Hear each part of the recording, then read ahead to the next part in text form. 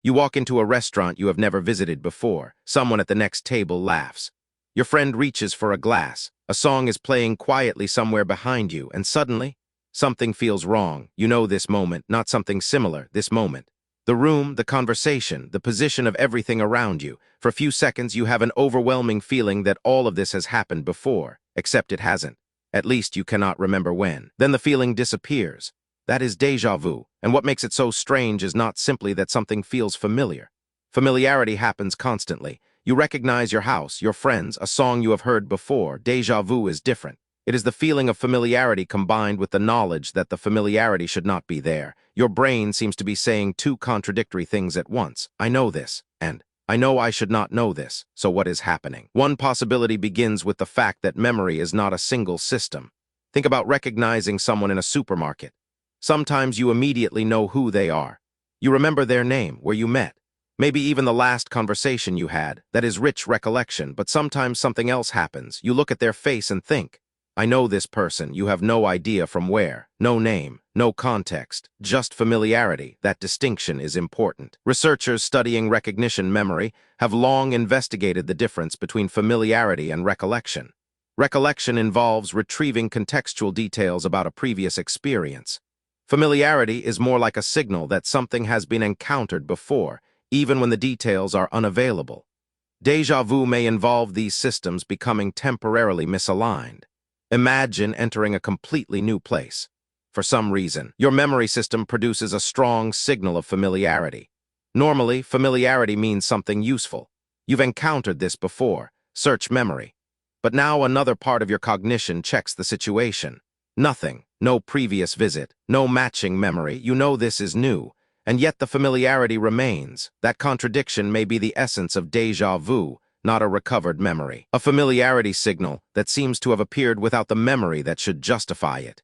And there is evidence that brain regions involved in memory and familiarity are connected to the phenomenon. Structures in and around the medial temporal lobe play important roles in recognition and episodic memory.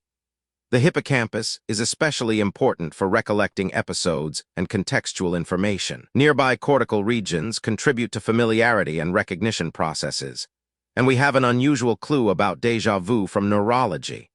Some people with temporal lobe epilepsy experience déjà vu as part of a seizure.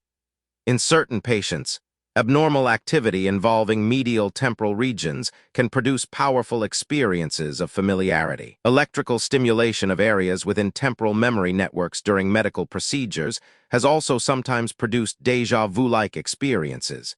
That does not mean ordinary déjà vu is a seizure.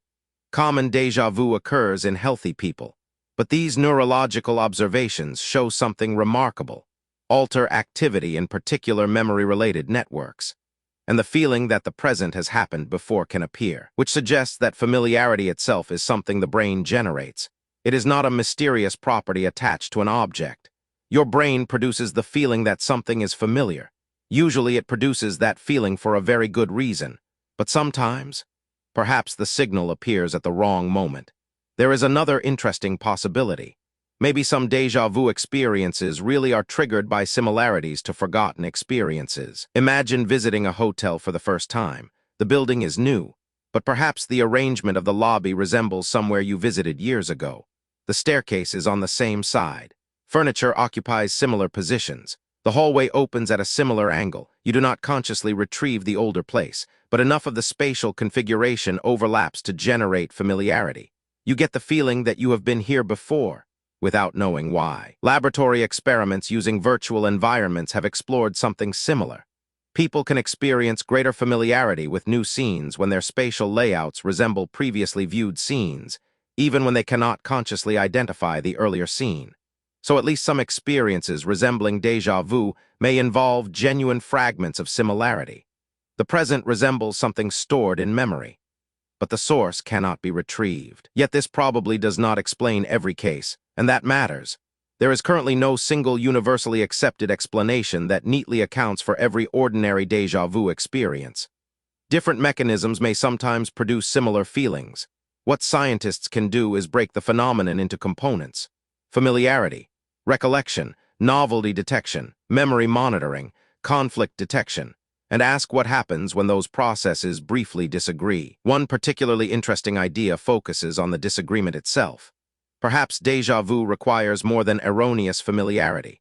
Perhaps you also need a functioning system capable of realizing that the familiarity is wrong. Think about that. If your brain simply produced familiarity and you completely believed it, you might conclude that you really had been there before. But during ordinary déjà vu, something more subtle happens. You feel familiarity, while simultaneously recognizing that the current situation is new. The error is detected, and the conscious experience of detecting that error may be what makes déjà vu feel so strange. In that sense, déjà vu might not simply be a memory failure. It may also reveal memory monitoring working correctly. One process produces a questionable familiarity signal.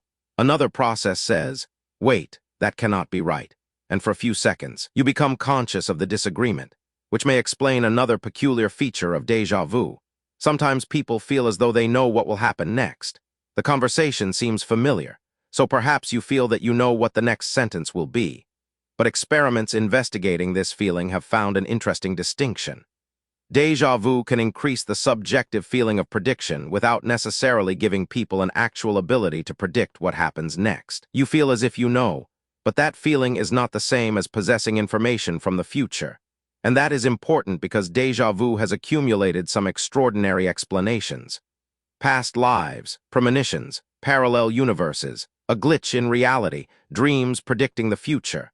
Those ideas are fascinating stories, but the existence of déjà vu itself does not provide evidence for them. We already know that manipulating or disrupting memory-related brain systems can alter familiarity. We know that familiarity and recollection can come apart. And we know that the brain can generate powerful subjective certainty even when that certainty does not correspond to an accurate memory. Which brings us back to the restaurant.